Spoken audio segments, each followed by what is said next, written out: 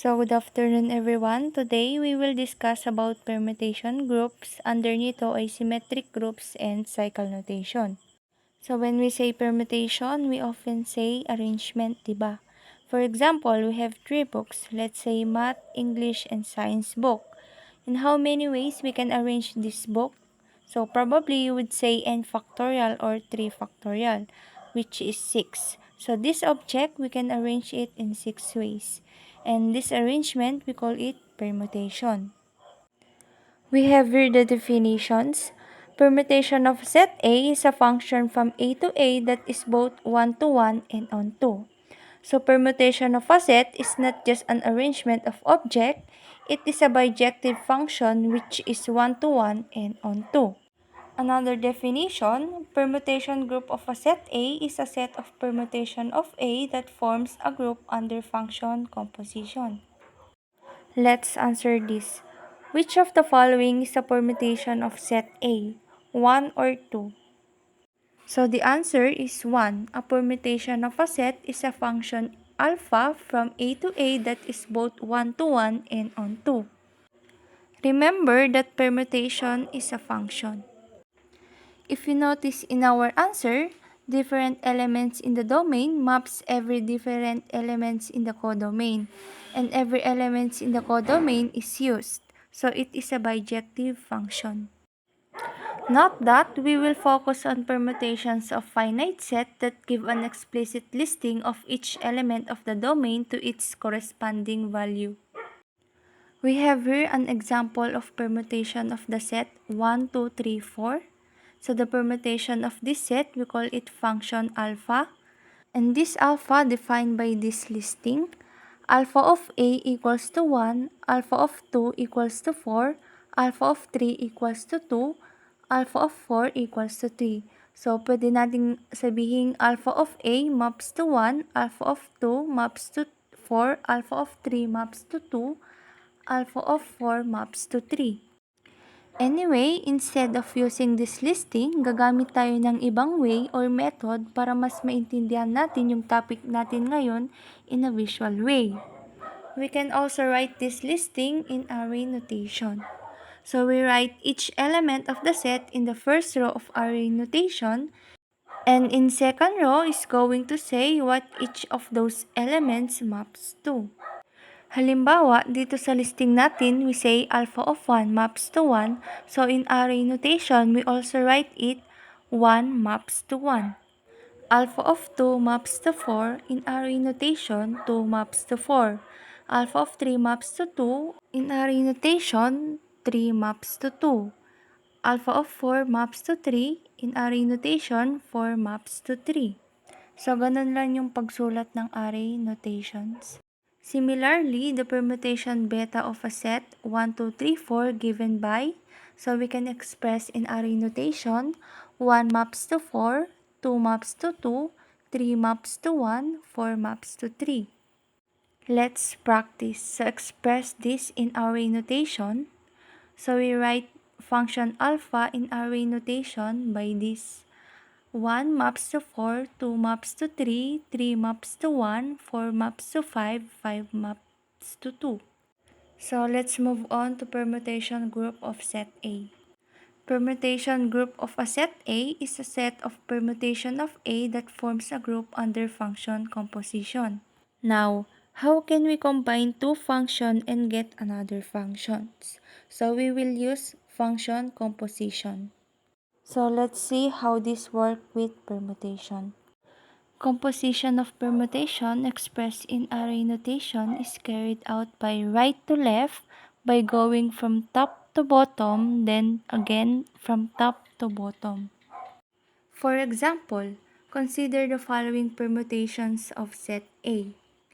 If alpha and beta are permutation of set A, then the composition AB is equal to A compose B expressed in array notation is carried out from right to left by going from top to bottom, then from top to bottom. So, ganito yan. Kung i-compute natin ang alpha at beta, parang multiplication lang din pagtabihin natin yung alpha and beta. So, ang composition niya is applying one permutation after another. So, ang notation naman niya is alpha compose beta means apply first the beta, then alpha. So, ganito yung pag-compute.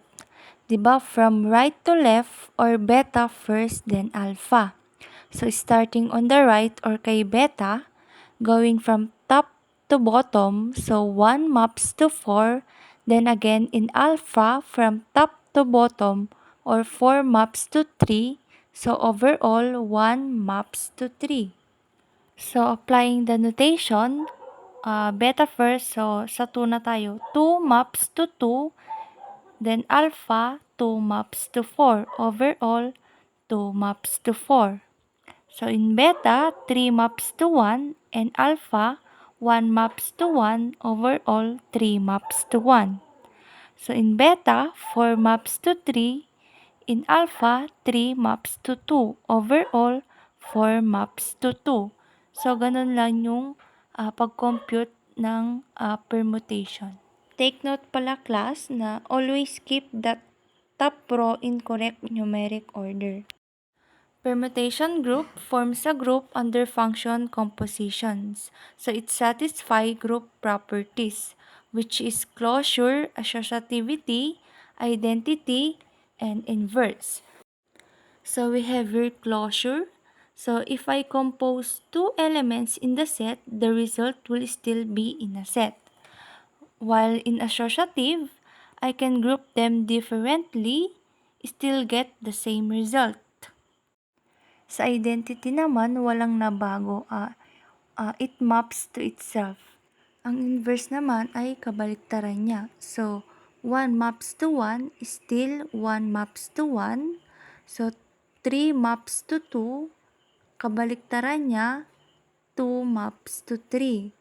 So, 4 maps to 3, kabaliktaran niya, 3 maps to 4. So, 2 maps to 4, kabaliktaran niya, 4 maps to 2. Try to solve beta compose alpha. So, pwede nyong i-post muna to at mamaya tignan nyo kung tama ba yung sagot nyo. So, let's move on to symmetric group or S sub n. So, the set of all permutation of n elements form a group called symmetric groups. So, the total permutation or to get the S sub n, n factorial. So example, we have S sub 3, which is the permutation of 3 elements, which has 3 factorial is equal to 6 elements.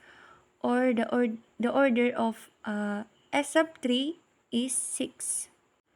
We have here a group S sub 3, which was symmetric group of equilateral triangle. So we have the row 1 is the identity, while row 2 and row 3 is the rotation, and mu1, mu2, and mu3 is the reflection or flips. So kung mapapansin nyo, sa mu1, 1 stays, and 3 and 2 flips. In mu2, 2 stay, and 3 and 1 flips. In mu3, 3 stays, and 1 and 2 flips. So we can rewrite this in array notations. So this 6 permutation, it is all the permutation of S sub 3.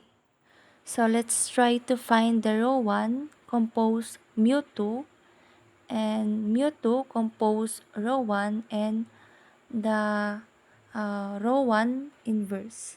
So, let's consider the row 1 compose mu2. So, tulad nung notation natin, apply first the mu2, then row 1. So, 1 maps to 3, 3 maps to 2, overall 1 maps to 2. So, 2 maps to 2, 2 maps to 1, overall 2 maps to 1. So, 3 maps to 1, 1 maps to 3, overall 3 maps to 3. Consider mu2 compose row 1. So 1 maps to 3, 3 maps to 1, overall 1 maps to 1. So 2 maps to 1, 1 maps to 3, overall 2 maps to 3. So 3 maps to 2, 2 maps to 2, overall 3 maps to 3. Note that row 1 compose mu2 is not equal to mu2 compose row 1. So it is not an abelian. So remember class na ang composition is not always commutative or commute. Now consider row 1 inverse. So yun nga, kabaliktaran niya. So 1 maps to 2, 2 maps to 3, and 3 maps to 1. Note, the inverse of permutation rho 2 is the inverse of the function rho 2, and it is denoted by rho 2 inverse. Thus, rho 1 inverse compose rho 1 equals to rho 1 compose rho 1 inverse is equal to identity. Try also to solve the mu3 and rho 2. So let's move on to cycle notation. So another notation that can be used to specify permutation is cycle notation. So cycle notation, a simple and straightforward method, is a convenient way to represent permutation in the symmetric group. So for example, let the function sigma element of S sub 3.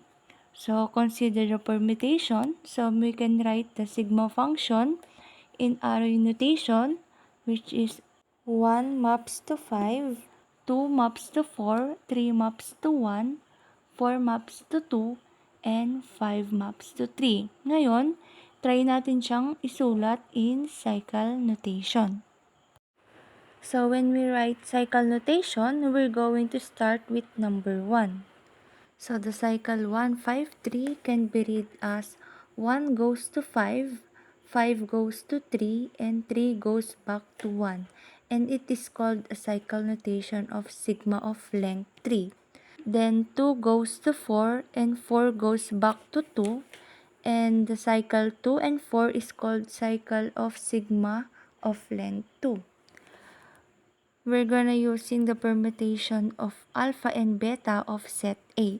So we're going to take a look at the cycle notation, which is a way to write permutation that don't have 2 rows. They are just going to have 1 row. So kung sa array notation may 2 row, sa cycle notation is 1 row lang siya. So ngayon, isusulat natin ang function alpha into cycle notation. So what does 1 maps to? In the case for alpha, 1 maps to 1. So remember, when we get permutation in that cycle notation, if we get back to whatever the first value is in the permutation, we close the permutation. So notice 1 maps to itself, so we close the permutation. So 2 maps to 4, 4 maps to 3, 3 maps to 2. So bumalik siya sa 2, so i-close na natin siya. Writing beta function in cycle notation. So 1 maps to 4, 4 maps to 3, 3 maps to 1. So bumalik siya sa first value, so i-close natin siya. And 2 maps to itself, so i-close din natin siya. So in writing the final solution of function alpha and beta in cycle notation, so we don't typically write one cycle. So mostly ang sinusulat lang natin is at least one cycle. So ang final solution ng function alpha is 2, 4, 3, and for beta, 1, 4, 3. Hindi na natin sinulat ang 1 and 2 kasi they map itself and one cycle lang sila. And that's how to write cycle notation.